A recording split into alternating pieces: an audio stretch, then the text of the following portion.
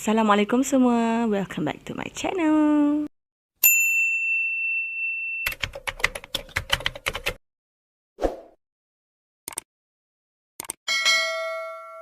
Apa khabar korang semua? Diharapkan korang berada dalam keadaan sihat, sentiasa ceria selalu. So, hari ni aku tak nak buang masa. Aku nak kongsikan dengan korang untuk next story pada kali ini. Dalam satu sidang media, seorang ibu bernama Gunbread Ashfield kelihatan sangat sedih dan pada ketika itu dia merayu kepada orang ramai untuk tolong selesaikan kes pembunuhan anak kesayangan dia. Dalam sidang media tu, dekat sebelah dia ada teman lelakinya yang bernama Austin Hughes. Kedua-dua mereka memang nampak sedih lah, nampak patah hati dan memang nampak sugul sangat pada riak wajah tu. Pembunuhan terhadap anak dia memang terlalu kejam sehingga kan sebahagian polis yang handle kes ni cakap diorang tak pernah tengok kes sebrutal dan sedahsyat ni. Korang nak tahu tak selanjutnya? So, let's begin the story. Nara merupakan salah satu bandar di Australia East Coast yang sangat tenang dan mendamaikan. Tapi bukan bagi sebuah keluarga ni. Pada tahun 1993, pasangan suami isteri muda yang bernama Gunbread dan juga Brian memiliki rumah tangga yang tidak mendamaikan dan tidak bahagia. Hari-hari asyik bertengkar je lah kerja diorang ni. Mereka berdua ada 5 orang anak yang berusia lingkungan 3 hingga 8 tahun macam tu. Ini membuatkan diorang bertambah stres lagi, terutamanya kepada si isteri yang bernama Gunbread tadi, dengan masalah keuangan yang tidak ada jalan penyelesaiannya. Jadi Gunbread dia mula rasa sangat stres dan melepaskan kemarahan dia terhadap anak-anak dia. Kemarahan akan dilepaskan pada anak-anak, terutama anaknya yang bernama John. Dan korang nak tahu tak kenapa dia sangat marah pada John ni? Sebab rupa John sangat seiras dengan suami dia Brian. So bila diorang dah bercerai, Brian cuba nak dapatkan balik anak-anak daripada Gunbread sebab Brian ni tahu isteri dia bukanlah seorang ibu yang baik.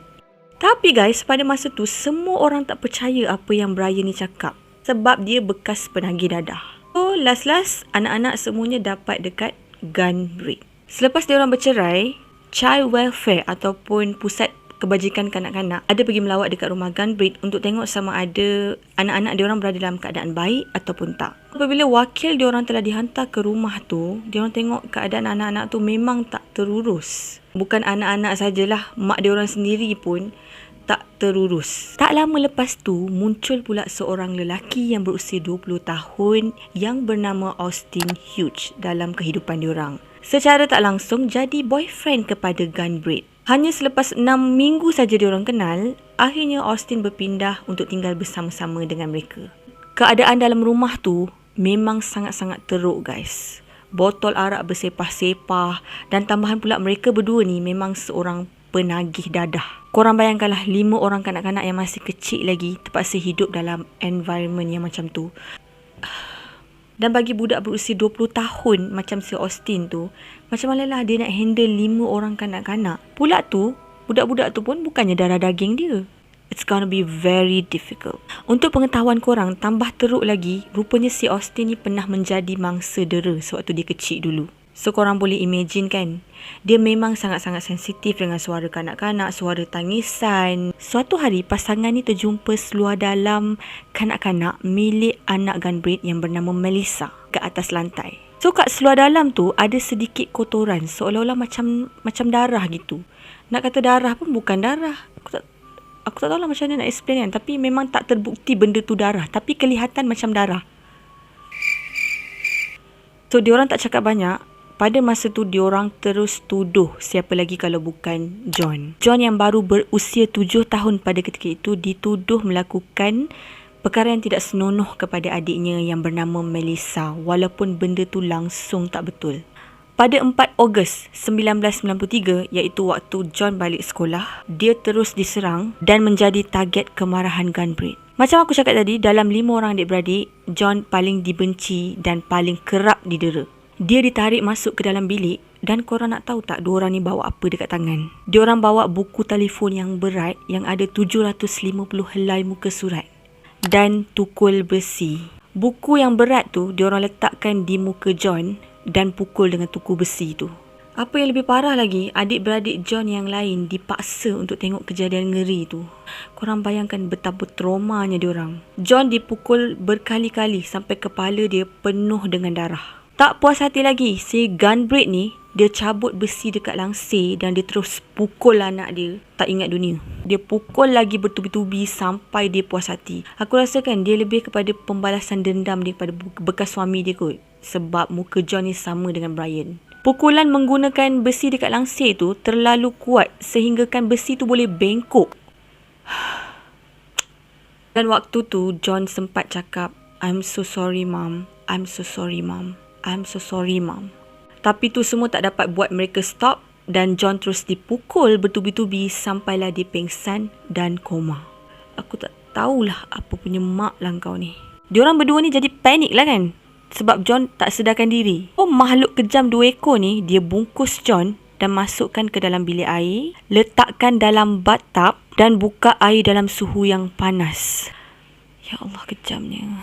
Bila semua tu tak berhasil pun untuk mengejutkan John atau menyedarkan dia, diorang bawa keluar macam tu je, tak panggil paramedics ke, tak panggil apa-apa bantuan sekalipun untuk menyelamatkan John. Diorang tak buat apa-apa sedangkan pada masa tu John boleh diselamatkan sekiranya bertindak dengan cepat. Last diorang decide untuk bawa John pergi hospital. Tapi sebelum tu mereka kenalah ada alibi dulu kan untuk menutup kesalahan diorang. Lepas tu semua anak-anak dipanggil dan gunbreak paksa anak-anak dia untuk cakap macam ni dekat polis kalau ditanya. John kena macam tu sebab dia dipukul oleh budak-budak yang nakal. Itu je.